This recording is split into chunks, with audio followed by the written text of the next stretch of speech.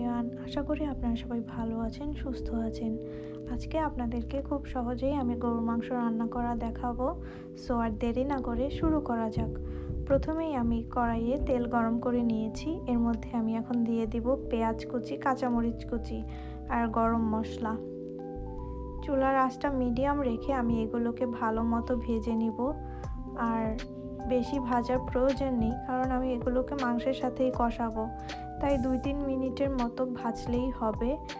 তারপর যখন পেঁয়াজগুলো নরম হয়ে আসবে, তারপর আমি এর মধ্যে গরুর মাংস ছেড়ে দিব। আজকে আমি 2 কেজি পরিমাণে গরুর মাংস রান্না করব। তারপর আমি এই পেঁয়াজগুলোর মধ্যে গরুর মাংসগুলো দিয়ে দিলাম।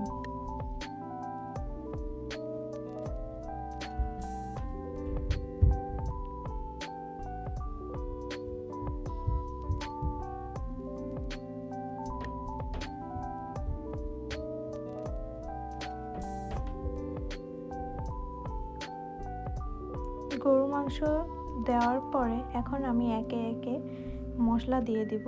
আমি আমার স্বাদ মতো মরিচ দিয়ে দিলাম।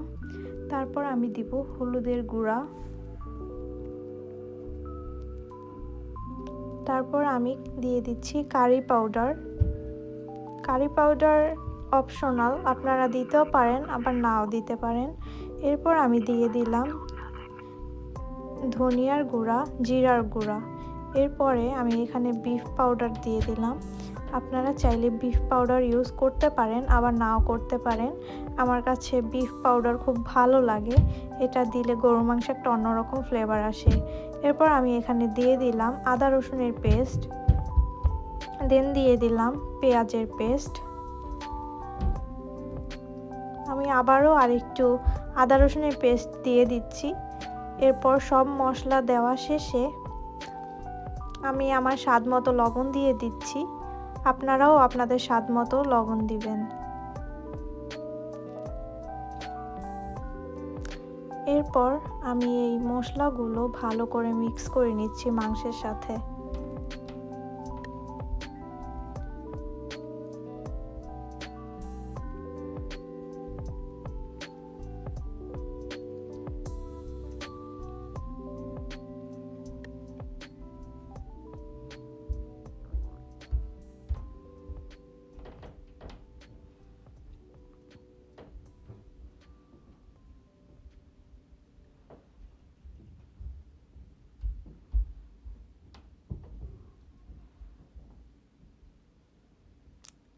মশলাগুলো মিক্স করা শেষ হয়ে গেলে এরপর আমি চুলার আঁচ মিডিয়াম রেখে ঢাকনা দিয়ে ঢেকে দিব।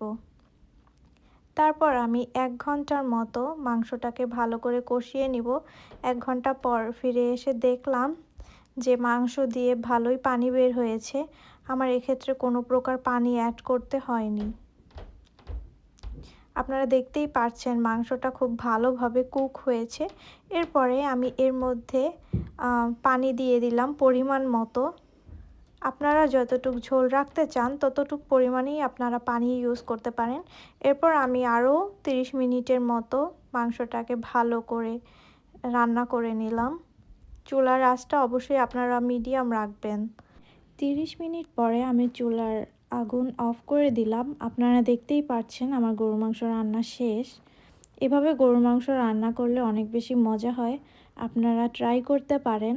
আশা করি আমার ভিডিওটি আপনাদের কাছে ভালো লেগেছে।